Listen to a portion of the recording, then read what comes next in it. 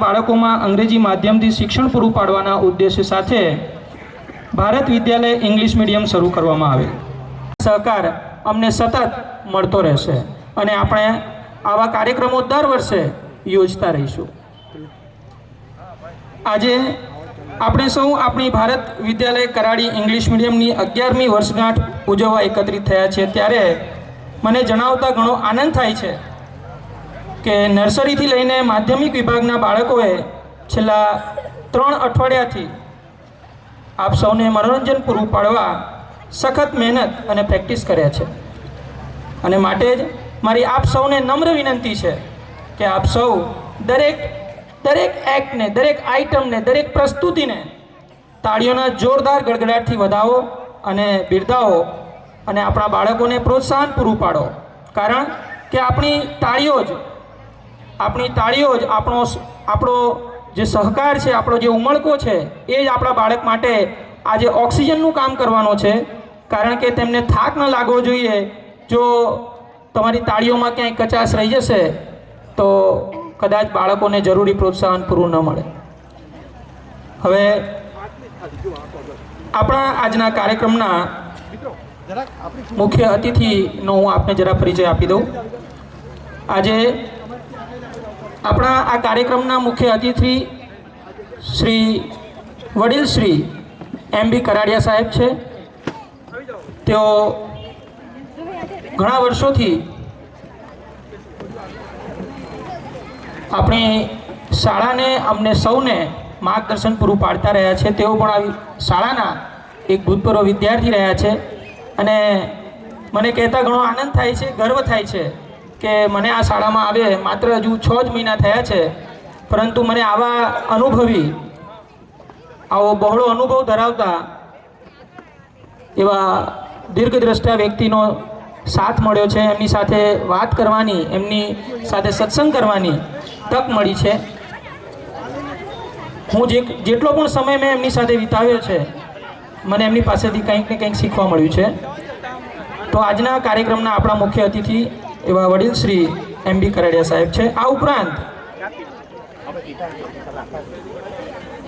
ઉપરાંત આજના કાર્યક્રમના આપણા ગેસ્ટ ઓફ ઓનર છે શ્રી ઉકાભાઈ પટેલ, શ્રી કેતનભાઈ ધ્રુવ અને શ્રી ઉકાભાઈના ધર્મપત્ની એવા શ્રીમતી લક્ષ્મીબેન પટેલ.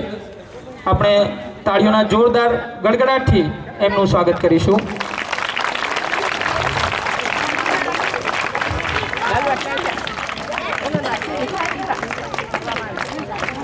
Thank you. હવે હું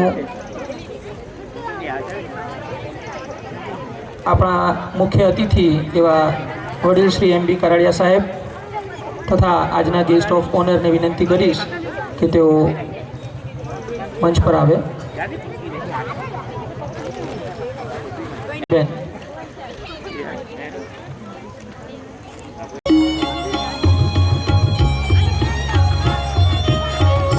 શ્રી ગણેશભાઈ લાલાને વિનંતી કે તેઓ શ્રી કેતનભાઈ ધ્રુવનું પુષ્પગુચ્છ આપીને સન્માન કરે. તાળીઓના જોરદાર ગડગડાટ ચાલુ રાખશો મહેરબાની કરીને. શ્રી રામભાઈ પટેલને વિનંતી કે તેઓ શ્રી ઉકાભાઈ પટેલને પુષ્પગુચ્છ આપે અને શ્રીમતી લક્ષ્મીબેન કેતનભાઈ ધ્રુવને વિનંતી કે તેઓ લક્ષ્મીબેન ઉકાભાઈ પટેલને પુષ્પગુચ્છ આપીને તેમનું સન્માન કરે. તાળીઓના ગડગડાટમાં ક્યાંય કમી ના પાછી રહેવી જોઈએ.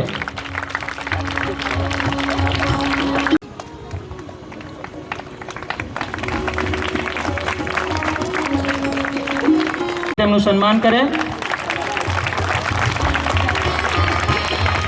શ્રી દીપકભાઈ પટેલ શ્રી ગણેશભાઈને પુષ્પગુચ્છ આપશે અને તેમનું સન્માન કરશે અને આપણા ભૂતપૂર્વ આચાર્ય શ્રી એવા પ્રભાત માન કરશે. હવે આપ સૌ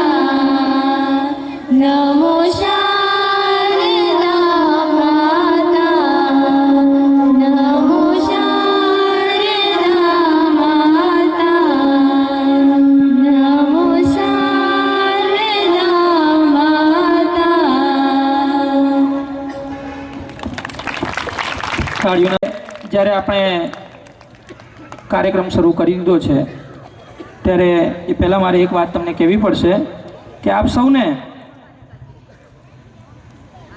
આપણે ઇન્વિટેશન કાર્ડ જે મોકલ્યું છે એ આમંત્રણ કાર્ડમાં મુખ્ય અતિથિ તરીકે આપણે આપણા લોકલાડીલા આપણા જલાલપુર મત વિસ્તારના આપણા દંડક શ્રી આરસી પટેલ સાહેબને આમંત્રિત કરેલા.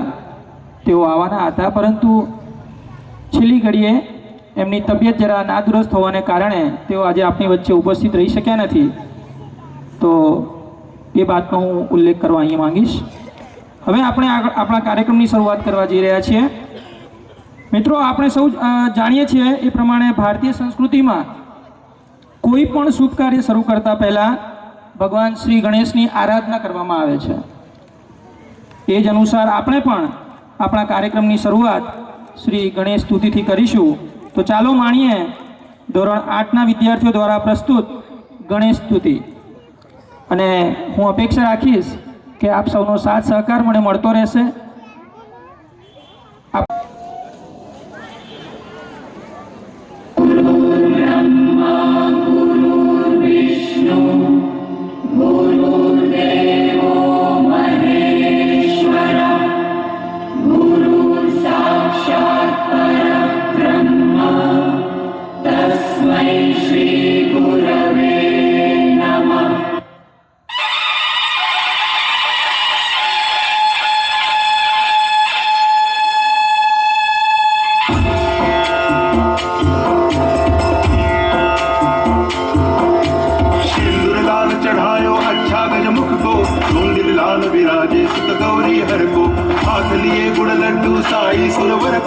महिमा कहे न जाए लागत हूँ पद को जय देव जय देव जय जय जी गणराज विद्या संदाता धन्य तुम्हारो दर्शन मेरा मन रमता जय देव जय देव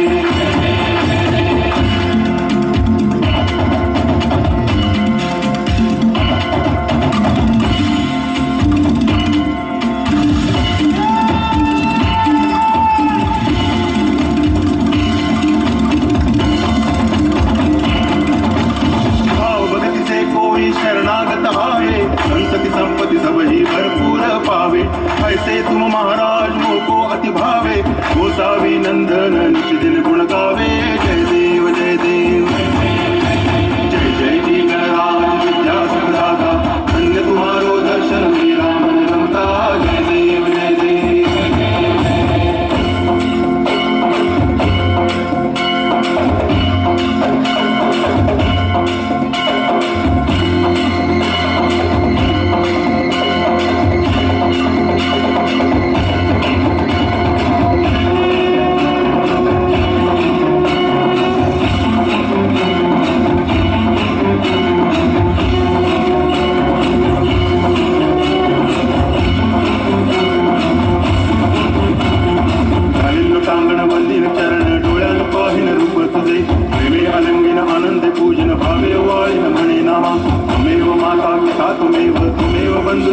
त्वमेव त्वमेव विद्याकरणं त्वमेव सर्वं मम देवदेव आयेन वाचा मनसेन्द्रियैर्वा बुद्ध्यात्मना वा प्रकृतिस्वभावात् करोमि यत् सकलं परस्मै नारायणाय समर्पयामि. अच्युतं केशवं रामनारायणं कृष्णदामोदरं वासुदेवं हरि श्रीधरं माधवं गोपिकावल्लभं जानकीनायकं रामचन्द्रं भजे. हरे राम राम राम हरे हरे हरे कृष्ण कृष्ण कृष्ण हरे हरे हरे राम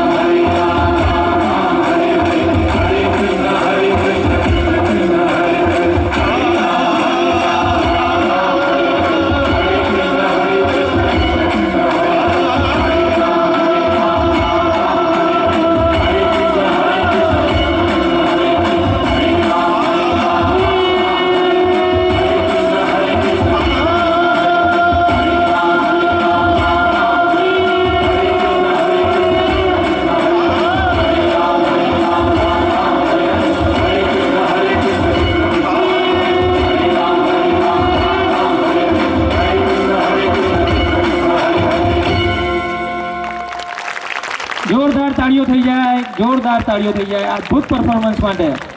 બાળકોએ બહુ મિત્રો હવે આપણા કાર્યક્રમને આગળ ધપાવીએ તે પહેલાં આજના આપણા કાર્યક્રમના પ્રમુખ શ્રી વડીલ શ્રી MB કરાડિયા સાહેબને હું વિનંતી કરીશ કે તેઓ આપણને તેમના આશીર્વચન અને તેમના અનુભવના 2 શબ્દો કહે. શ્રી MB કરાડિયા સાહેબ. મહોત્સવના કાર્યક્રમની અંદર ઉપસ્થિત રહેલા સૌ ભાઈ બહેનો, શાળાના આચાર્યશ્રી, આપણા કેળવણી મંડળના પ્રમુખ શ્રી મહેશભાઈ, આપણા શાળાના ભૂતપૂર્વ આચાર્ય શ્રી પ્રભાસિંહભાઈ તથા ગ્રામજનો, શિક્ષકગણ અને વિદ્યાર્થી ભાઈ બહેનો, આજે આનંદ ઉત્સવનો દિવસ છે. મનોરંજન કાર્યક્રમ છે. તમે બધા મનોરંજન કાર્યક્રમ જોવા માટે આતુર હશો, છતાં પ્રાસંગિક 2 શબ્દ મારે કહેવા જોઈએ. એ રીતે આ શાળા આજનો જે પ્રસંગ છે એને ઉચિત 2 શબ્દ કહીશ.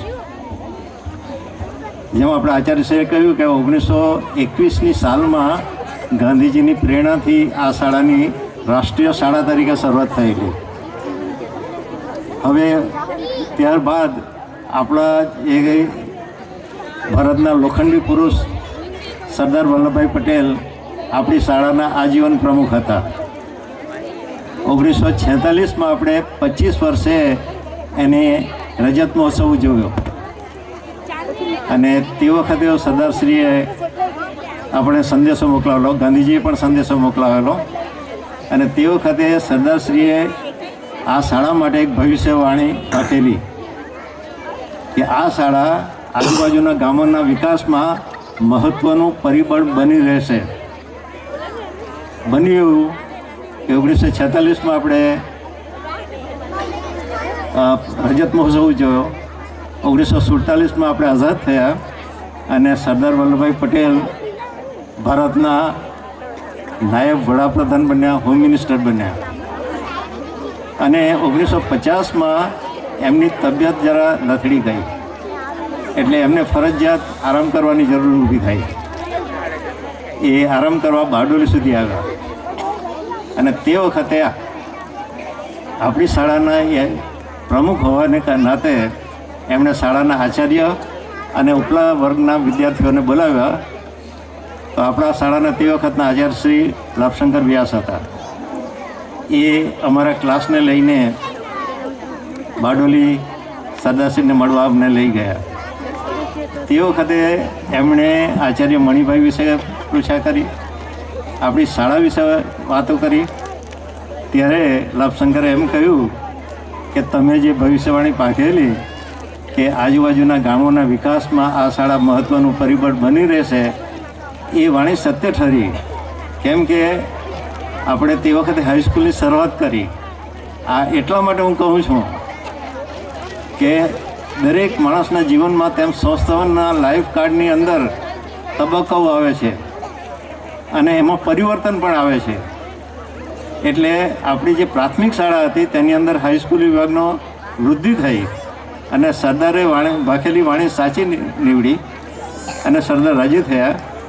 સરદાર બોલ્યા કે તમે લોકોએ જે યાતના સહન કરી છે આઝાદી મેળવવા માટે, એ તમારા સ્વમુખે મારે સાંભળવી છે. મારી તબિયત સુધારા પર આવશે ત્યારે હું જરૂર કરાડી આવીશ. કરાડી અવારનવાર આવતા જ, પણ ત્યારબાદ એમની તબિયત વધારે નાદુરસ્ત થઈ અને લગભગ 3 માસની અંદર સરદારનું મૃત્યુ થયું. પણ સરદાર વલ્લભભાઈ પટેલે આપણી શાળા માટે જે વાણી ભાખેલી કે આજુબાજુના ગામોના વિકાસની અંદર આ શાળા મહત્ત્વનું પરિબળ બનશે, એ સાચું ઠર્યું. તે જ રીતે આજે સમય પ્રવાહ જે બદલાય છે, દરેક વસ્તુની અંદર પરિવર્તન આવે છે અને આવવું જરૂરી છે. આજે આપણે જોઈએ તો ઇંગ્લિશ મીડિયમનો જે પ્રવાહ છે, એનો પ્રભાવ છે એ ઘણો વધી ગયો છે. અંગ્રેજી માધ્યમની અંદર આપણા બાળકો ભણે એમ પોતાના મા બાપ વાલીઓ ઈચ્છતા હોય છે. એટલે આપણી સંખ્યાની અંદર ઘટાડો થતો જતો હતો અને તે રીતે આપણા હિતચિંતકો, આપણા વડીલો બધાએ વિચાર્યું કે આ આપણી શાળાને પણ આપણે માધ્યમિક એનું માધ્યમ એવું હોવું જોઈએ કે જે ઇંગ્લિશ મીડિયમ હોય, જે અત્યારના સંજોગોની માંગ છે અને તે માંગને પહોંચી વળવા આપણે ઇંગ્લિશ મીડિયમ શરૂ કર્યું. એટલે કેટલીક વાર એવી અફવાઓ ચાલે છે